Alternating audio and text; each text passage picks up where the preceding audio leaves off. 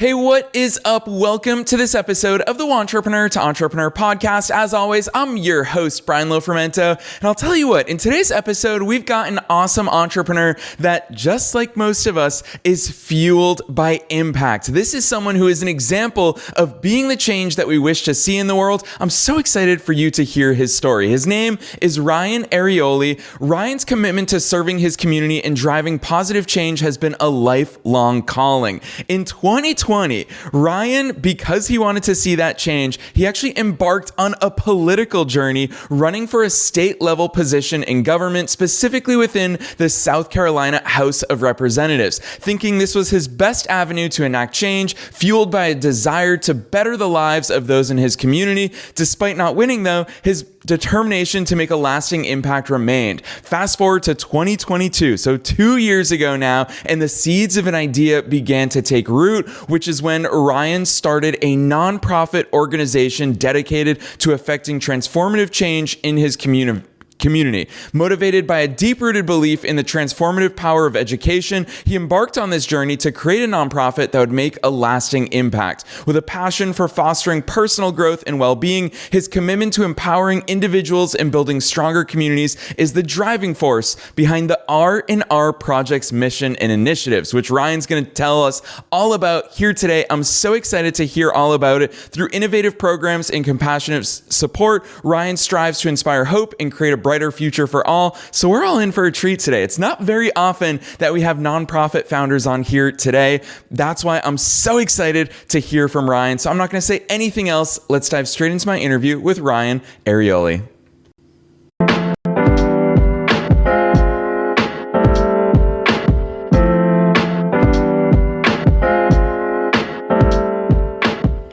All right, Ryan, I am so excited that you're here with us today. Welcome to the show. Oh, it's great being here, Brian. Thank you for having me. Heck yeah. So obviously, I tease listeners a little bit. I honestly am so excited for you to be here. It's not all the time that we have nonprofit founders on, but I think that that is such a shining example of being the change that you wish to see in the world. So take us beyond the bio. Who the heck is Ryan? How did you get into here? All right. So, yeah, it all started with running for office. 2020 was a very different year for everyone out there in the world. We had a lot of stuff going on. We had the pandemic. We had great political divide. We had this whole atmosphere that was just a change from what we were used to. We were very divided. We had a lot of different thoughts on how we should fix things. So, the pandemic really shone a light on education and how education is hurting, especially here in the state of South Carolina. We were trailing the nation on education. We poll last when it comes to our quality of education we give our students. So I'm not an educator, but I have friends who are teachers.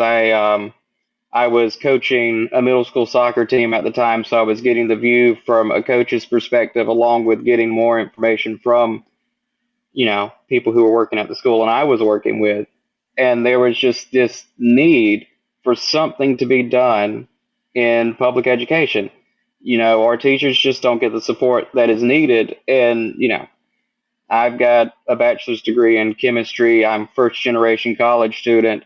So education is very important to me. I think it opens a lot of doors, whether it just be high school to college or just high school to the workforce. Being educated and having a good, solid foundation of education, I think it's important for us to be able to, one, contribute to society, have good lives that we feel like we're having an impact in. And so I decided to run for office. And my platform was bringing that resource to our teachers through the state level government. And that was my platform. And, it didn't work out.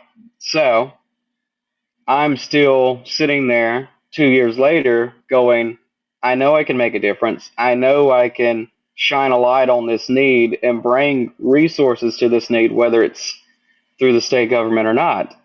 Individuals can make a difference if we just strive to do so, if we just get past that fear of failure and just go for it.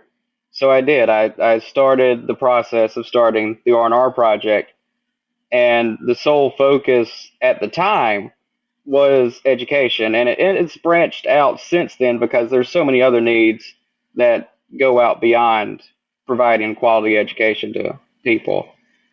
So we're still working on building our board. We're working on getting our name out there. We're working on getting our donations coming in.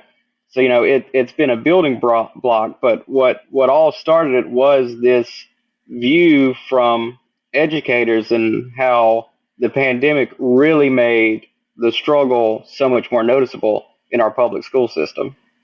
Yeah, I love that overview for so many reasons, Ryan. First of which is you mentioned the fear of failure, and that in a lot of ways, it can either drive us to move forward and do things that we wouldn't otherwise be comfortable with, or it can be the very thing that stunts us. And the other thing that I hear in your story that I think stunts way too many people or sparks amazing entrepreneurial stories and a nonprofit story like yours is a concept I heard of years ago from one of my favorite authors, Seth Godin, where he talked about the tyranny of being picked. And he said that there's so many occasions in life where we are victims of the tyranny of being picked. When we try out for a soccer team, we're hoping that somebody else picks us. When we're applying for a job, our application is 1 in a million, and we're hoping that they magically pick ours. We are at the mercy of being picked. And Ryan, I think you entered the ultimate tyranny of being picked by running for office. And that's extraordinarily difficult, of course, because you're appealing to thousands, tens of thousands, hundreds of thousands, millions of people, depending on what the office is that you're running for. And with that in mind,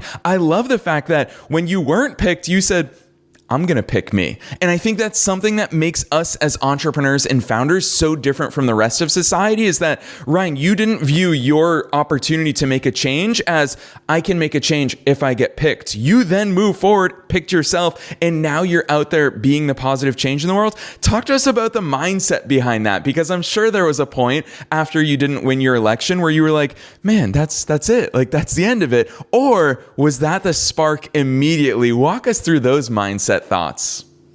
Yeah, so you get there, it's election night, and you don't win. So what do you do from there? So, and that was where I was at for a minute, was what do?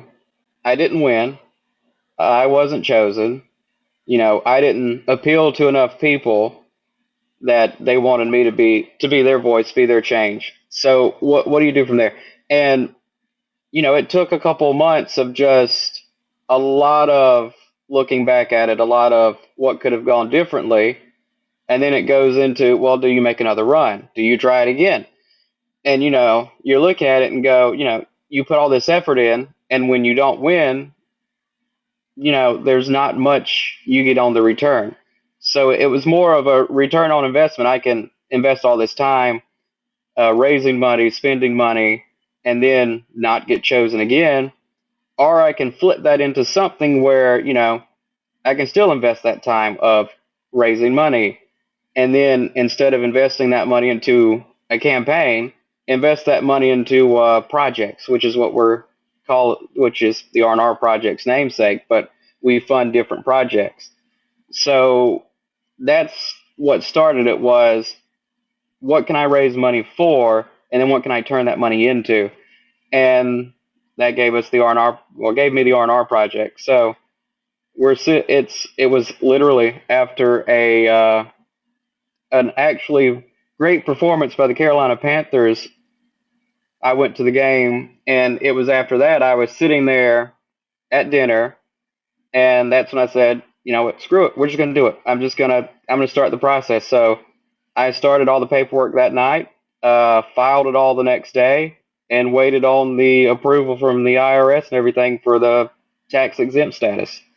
Yeah, I love that. Seriously, taking action. It puts a big smile on my face, because that's the name of the game for entrepreneurs. And Ryan, it's funny how you say you sat in it for a minute. And of course, we all have a tendency to do that. And it's the right time to reflect, and it's the right time to take inventory. But then you rolled that straight into action. And one thing that I love about your story is you've already alluded to, it's constantly evolving. It's constantly growing. There's pivots and there's transitions along the way. You talked about your background as a chemist, and people are probably thinking, Ryan, Ryan, a chemist who's now the founder of a nonprofit who's out there doing community-based enterprise projects. Talk to us about those pivots, because I'm sure the R&R Project from that very day, you know, going to the Carolina Panthers game to now today, you're in it, you've got projects. What have some of those transitions looked like? How has maybe your message, your mission, how has that pivoted versus the projects that you're actually tackling? Yeah, so this isn't the first nonprofit I attempted to start. This is just the one that's been successful. Before this one, I tried to start one that was solely focused on education, and it just never gained the traction. I just didn't get there wasn't a spark in it for me to keep pursuing that one. So that one kind of fell off, and that's what kept me thinking and what led me to this one. But the pivot was, for me, is focusing more on education and social issues and community efforts. So, you know, making the pivot from chemistry to this, my background, yes, is in chemistry, but I also minored in political science while I was in college. So I already had this deep-rooted instinct to serve community. This I want to make a difference. And, you know, yeah, I was majoring in chemistry. I left. I got a job as a chemist. But, you know, I still wasn't getting that fulfillment. There was something missing, and that's what led me to run for office. Was I thought that was the missing piece. That's what we were missing. And then I didn't win, and then it goes, I'm still missing something. Even if I would have won, I don't know if I would have still got that fulfillment. That was that missing piece. And then I started what was the River Foundation, which didn't make it out of inception, basically. And I felt something then. I was like, I think this is it. This is what I want to pursue. It just wasn't that concept. It wasn't that particular thing. So then I got involved with Rock Hill Pride, which is the Pride Festival for York County, basically. And it's completely independently funded and independently held. So they get no local support. It's done with private dollars. And I saw that and I go, well, you know what? You don't need the help from the state to make a positive change. So they're a part of the R&R Project now. Well, we will be supporting them. And it kind of, you know, it started growing from that. So the biggest pivot was going into trying to found a nonprofit, which didn't make it out of inception, to finding one that's made it out of inception. We've got a board. We've got all the stuff a nonprofit needs to be successful, and we're just working on, you know, our branding, getting our name out there, and getting support. So the biggest pivot was going from I need to do something because I'm not getting any fulfillment out of my career as a chemist to doing something where I'm finally getting that fulfillment. Yeah, I love that overview, Ryan, especially because it's kind of the way that you talk about both politics and the nonprofit world, which is, you said it a little bit earlier on in our conversation today, which is how can I raise money and how can I spend money? Because ultimately, money makes the world go round. It's something that we hear so frequently. And the reality is money, obviously, is just an indicator of how much impact we're able to make. Ryan, if you and I were sitting on $1 billion today, then there's a heck of a lot of good that we could do in the world right now. And so I think that this is a topic that so many people are afraid to talk about. Money has this evil connotation, but the reality is that it's also a positive impact for change, of course, when it's used that way. And so I think it's fascinating to get inside of your head and hear your attitude towards money, because as nonprofits, I feel like a lot of people want to just, you know, picture the Girl Scouts of America. I only say that because I just bought Girl Scout cookies I caved last time I was at the grocery store. And with that in mind, like, we see kind of that feel good, you know, kids doing this fun thing on a Wednesday night. They get together and they do whatever it is that Girl Scouts do. And we forget that there's a whole business operation behind that. You talk about having a board. You talk about having the structure in place. Obviously, a nonprofit is not something that is loosey-goosey. In fact, I would argue that a nonprofit has even more business demands and strategic demands than for-profit, because there is that making side, but there's also that strategic impact and spending side. Walk us through that. For a lot of people who have always thought, maybe I do want to start a nonprofit, what's the psyche behind the business of a nonprofit? Yeah, so the business side's a lot different than a for-profit company. I mean, you've got to bring in money. You've still got expenses like website, your email, all bank account, and payment processes and all that good stuff. So you've still got the same. You've got a lot of expenses a for-profit business has. The issue is though, a lot of the work that we're doing right now is it's labors of love. We're not getting paid to do what we're doing right now because my focus for this nonprofit is to get to a point where yes, we will have paid members when we grow, but I don't want our business operations to exceed 25% of our revenue. So whatever we're bringing in, I want to make sure that 75% of that money is going back out into the community. So, which is a lot different than other nonprofits. Some have a different split, but mine's more driven on that community impact. I want to make sure that any dollar that comes in, the bulk of that is going back out into the community, into our projects. So, looking at it at a business standpoint is, you're recruiting people. For me at this point, I'm recruiting people who are going to be doing this for free. And it's not a little bit of work. I mean, it takes a lot of work to get out there. It takes a lot of drive, and it's something you've got to be passionate about and you want to really do before you see a personal return. But, the people I'm looking for are people who are not really concerned about seeing income from this. They want to make an impact. They want to put good out into the world. And so I'm taking it a little bit different than most nonprofits do.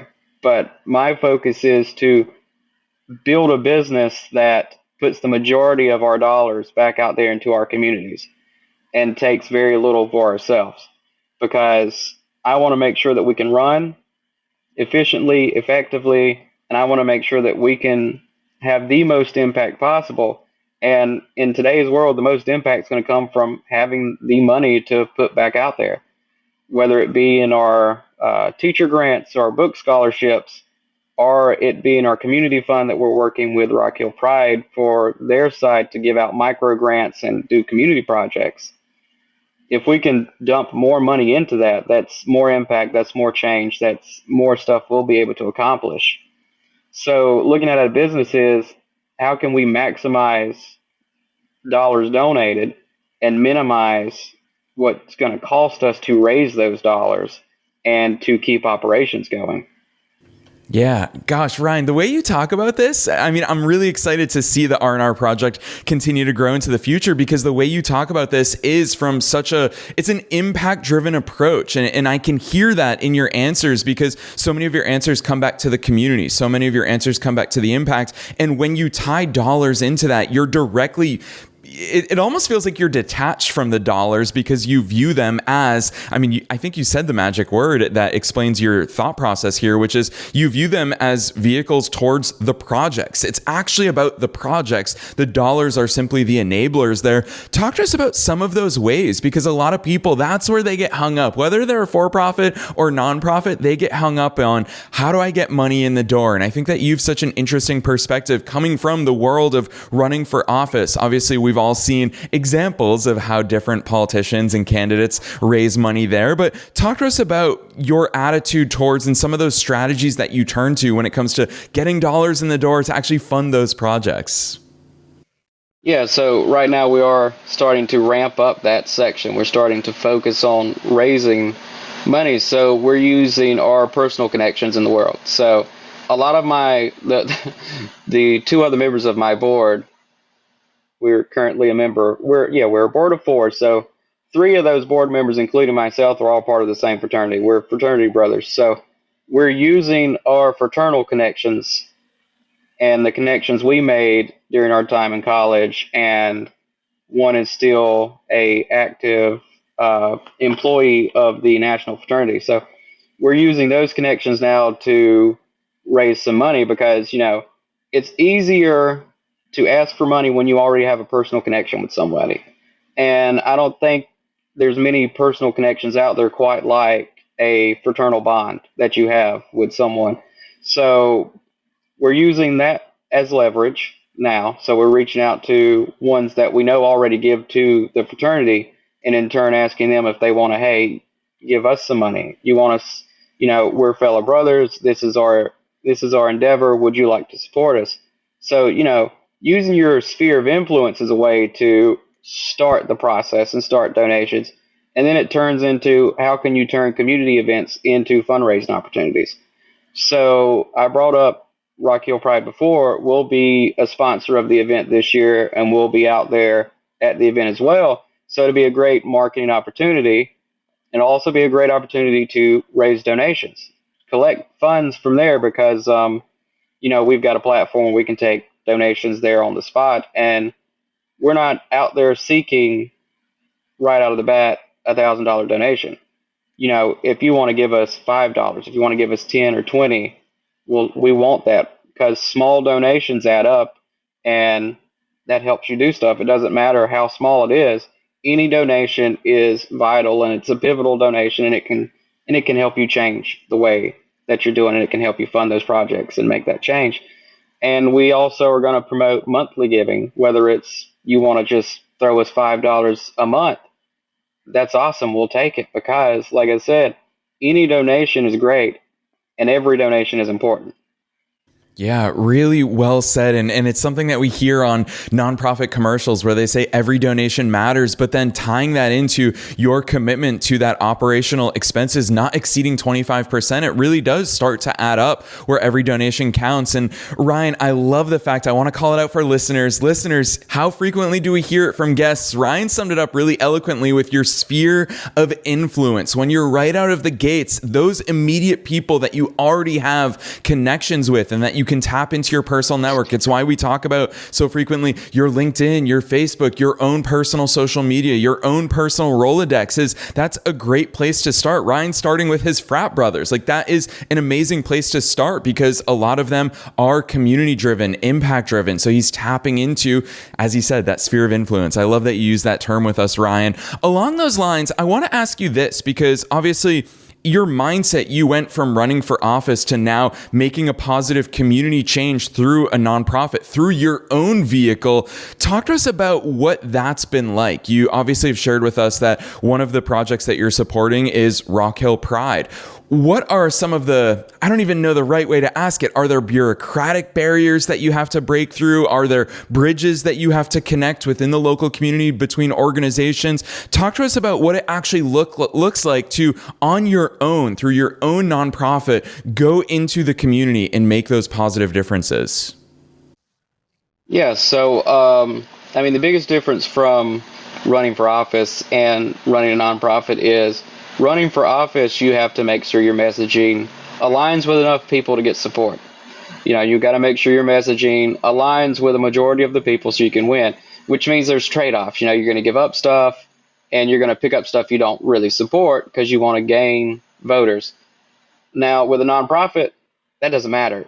You can build it exactly how you want. You can say what you want, and you can support what you want to do, because now you're driven by something you need to believe in and something you need to support 100% to make it successful. And what I've found out is that me doing what I believe in, me doing what I want to see, is what people want. It might not be it wasn't what voters wanted in my district, but by and large, it's what people want, what people want to support. So when it comes to making those connections in the community, there's no real bureaucratic red tape. You just got to know who to go talk to. So for Rock Hill Pride, since I already had that connection before starting this, and I was already one of their supporters, I just simply reached out to my contact and set up a meeting and said, hey, here's what I'm doing. I'm starting this nonprofit, and I want to support you. What's the best way we can support you? And she went in to go, and, part of Rock Hill Pride is raising money to have the event. It's raising money. It's getting donations just to host the event. And she goes, there's a missing piece that we don't feel like we're doing enough for community.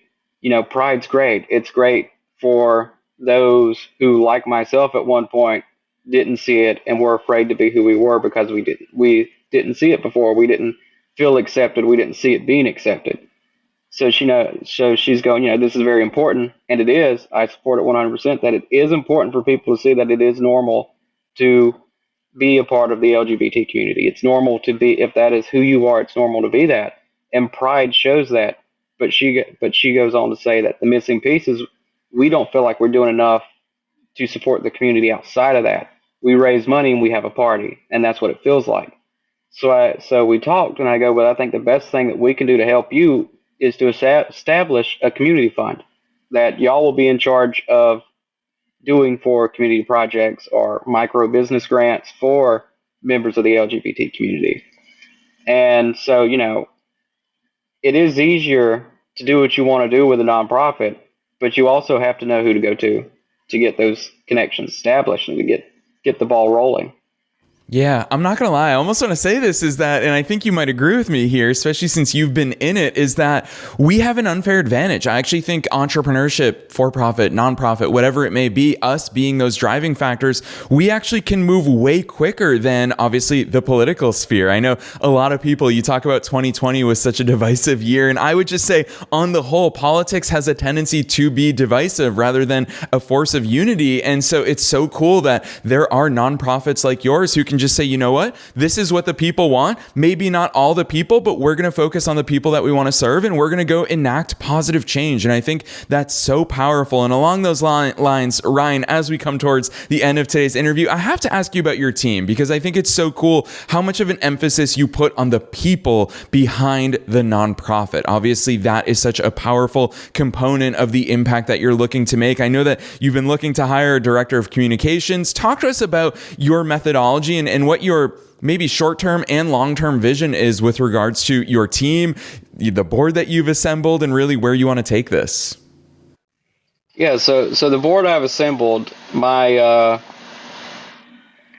chief operations officer is a fraternity brother from the time I was in college. We went in together, we graduated together. We were I was president, and then he was vice president, and then he was president. And so, we had leadership roles within that. We share a very common vision, a common set of goals.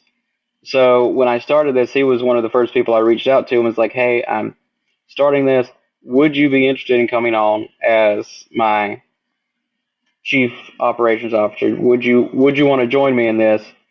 And, I went through the mission. I was looking to build, and he was all in. And he's been all in since he started. So that was the first one. The second one was another one of my brothers in the chapter who came in a little after me. He was actually my campaign manager when I ran for office, and he's now serving as our director of charitable giving. So I knew we had the same goals. We both wanted to see the same changes. Since he served as my campaign manager, so I brought him on.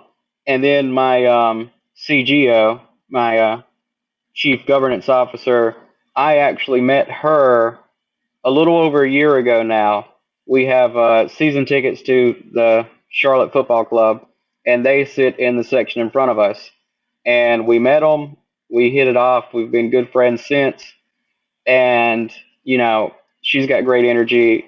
She's just a wonderful person who also wanted to do some good in the world. She just left education because of those things. You're a teacher, you're underpaid, not really valued, and you're dealing with a lot, especially coming off the pandemic. So she left the field, and she's been looking to replace a missing bit, which is I don't feel like I'm doing enough good in the world. So I asked her to come on, and she's been a driving force behind us ever since. Yeah, I love that. We're getting some bonus soccer references in here today, Ryan. You were coaching a middle school soccer team. You brought up Charlotte FC. Lots of cool references there that I'm totally digging. And I also want to squeeze this question in because I think it's so interesting to hear the way that visionary leaders and impact-driven leaders like you think. And looking forward, what is that roadmap? Because it sounds like you're putting the puzzle pieces together so intentionally at this point in your journey. What's that longer-term vision for you? How far out when you think about the R&R project? Are you looking a year from now, 3 years from now, 5 years from now? What does that vision look like? I'm looking out 5 years. I think we'll be bringing in the money we need to fund all our projects in the amounts that I think they need to be funded. And I think maybe 5 to 10 years out, we'll be bringing in enough revenue that my board members will be full-time employees, and this will be what we're solely focused on. So, the 10-year plan basically is to get us to a point where that my board members and myself, this is our full commitment. We don't have to worry about a 9 to 5. We can focus solely on this, pay our bills, and do good in the world. Yeah, I love that. And I'll tell you what, I so often say it is that if you can dream it, you can do it. I love that Henry Ford quote, whether you think you can or you can't, you're right. And Ryan, meeting you and hearing you here today, I think this is a mission that we can all see you succeeding with and something that we can see you pushing on with. So I love hearing the way that you think about this, not only from a business perspective, but from an impact perspective. I think it's so powerful because you tie the two. And I think that's what we need more of. I'm obviously very biased, but I think that entrepreneurship is the force of change in the world. So I love seeing the way that you think about these things and push them together. With that said, I always love asking my guests this final question because I have no idea which direction you're going to take it in. And with so many listeners all over the world, maybe a lot of them are wantrepreneurs, a lot of them are already entrepreneurs looking to grow their businesses and really be that positive force of change, whether it's in the nonprofit sphere or the for-profit sphere. I like to think all of us want to make this world a better place. So with all of that in mind, Ryan, what's the takeaway? What's that one thing that you hope every listener walks away from today's session thinking, you know what? That's a mindset shift for me, or maybe I need to think about that more, or maybe I need to do this thing more. What's that takeaway? Okay, I'm going to leave it with another. I'm going to start with a quote from Ted Lasso, which is one of my top time favorite series. I think it's just got a lot of good messaging, but it's never stop, no matter how many failures. When you know you're doing what you're meant to do, you have to try. And I think that's the biggest thing. I mean, that one really gets me because it's no matter, we're going to get hung up on our failures. We're going to get hung up on a fear of failure that's going to prevent us from either doing it or taking the next step. And the biggest thing that I've learned is we learn a lot more from our failures than we learn from our successes. If I had been successful and got elected, the R&R Project wouldn't have happened. If I'd have been successful with the first round of nonprofit, the River Foundation, the R&R Project wouldn't have happened.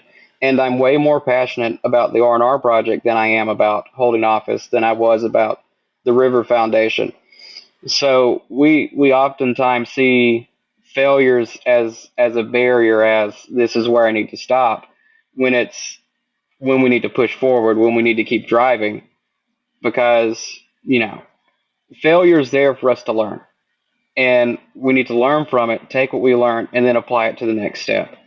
And the failures are what led me to this. So I look more at failures than I look more at my success, because I don't feel like I got as much out of that. Yes, really well said. And another bonus soccer reference here with the Ted Lasso quote. Gosh, am I loving that here today. Ryan, I think it's such a poignant point from you there, which is failure is not the opposite of success. Failure is part of success. And I love the way that you've really illustrated with us on your nonlinear path, because for none of us, this has been a linear path. So I really love the way that you learn from every single pivot and turn along your journey, because it's all getting you exactly where you're supposed to be. So Ryan, I love those insights. I know that listeners are going to be keen to go deeper into your work. I'm also excited to follow your nonprofit's journey from here. So drop those links on us. Where should listeners go if they want to follow along with your work? If they want to make a donation, how can they keep in touch and stay in touch with you? Yeah, so the biggest one is going to be our website, the R&Rproject.org. On there, you'll find the links to our Facebook and Instagram, along with our contact information. And if you want to, we have a donation link on there as well. Yes, listeners, you already know the drill. We are dropping down those links, as well as a link to Ryan's personal LinkedIn profile. So if you want to connect with him, thank him for coming on and sharing all of these thoughts with us here today on the show. Then find those links down below in the show notes. Otherwise, Ryan, on behalf of myself and all the listeners, thanks for joining us here today on the Wantrepreneur to Entrepreneur podcast. Oh, you're welcome. And again, thank you for having me on.